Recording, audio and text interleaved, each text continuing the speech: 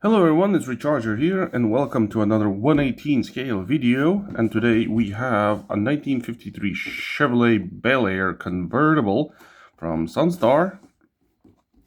So this is another model from my collection, and I don't know when I'm gonna get something new for 118 scale, but when I do, I'll tell you, of course. Here's the other vehicles you can find in this set. Technically, I have this and this in my collection, not these exact cars. I have a Sunstar, which is lowered. It's a pickup truck, which is lowered, just like hot rod, with flames on it, which is this truck. And I also have a Camaro, which I think is also from Sunstar. Maybe not this exact one, but it could be, and it's just in a different color. And of course, for this one that we this is the hardtop Sport Coupe version, and that one I don't have in any shape and form, at least in 118 scale, not in 143 scale. I think I have it only in 164. But let's get it out of the box and let's look at it closer. This one's stubborn to get out.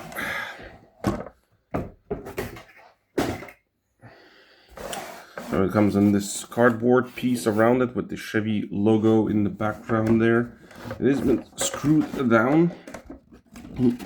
By how many screws?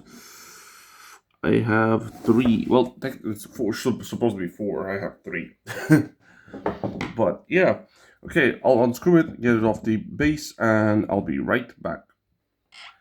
So here is the model, nicely off the base and everything.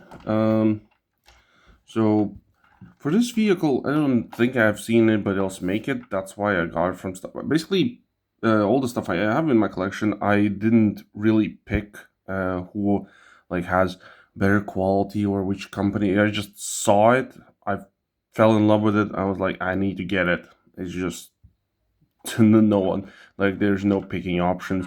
If they would put like multiple manufacturers with the same car right next to each other, I would look probably which one is the most reasonable look, priced and the best looking.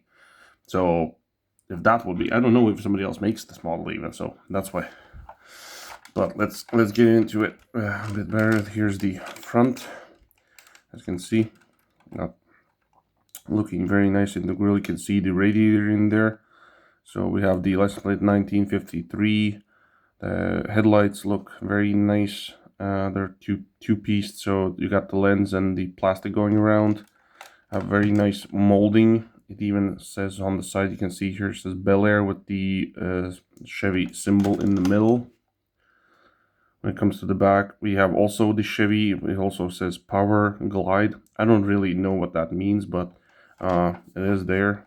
This piece, I thought it might be removable. That's why it's a bit loose on this side, but apparently I found out very much later that it isn't. Then for the interior, it is pretty basic. So you can see the parts that are holding the doors in.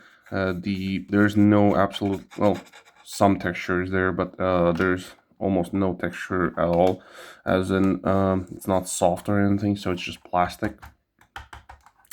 For the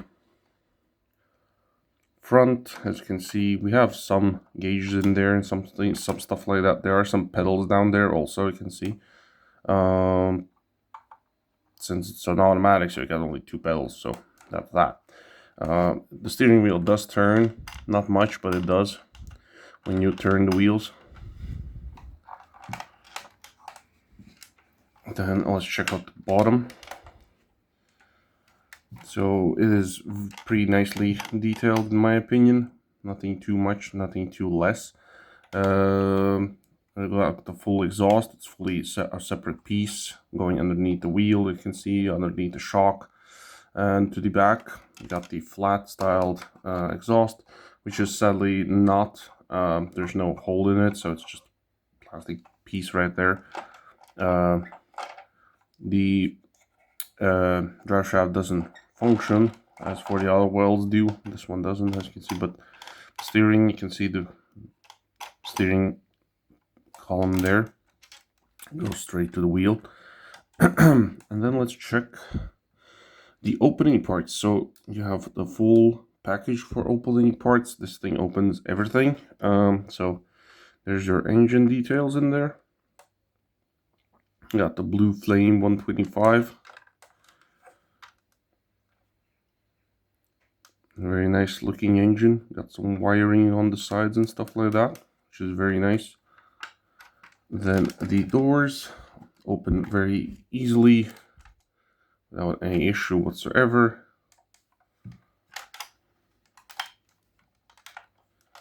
And the trunk also opens, and it actually stays open. You got this, like the plastic piece here that is like the spare wheel holder. See, it's got some ribs on the base of it, but that's it. That's basically it, yes. And the wheels look very good, I think. The white balls look very nice. Yeah, that will be mostly it for this model. And of course, as you probably noticed, it does roll without any issues whatsoever. So there you have it. If you're looking out for this model, I do suggest it. It's pretty good. I don't think you actually need anything anymore out of this. So yeah, hope you liked the video, guys. Leave a like if you did, subscribe, and I'll see you in the next one. Ciao.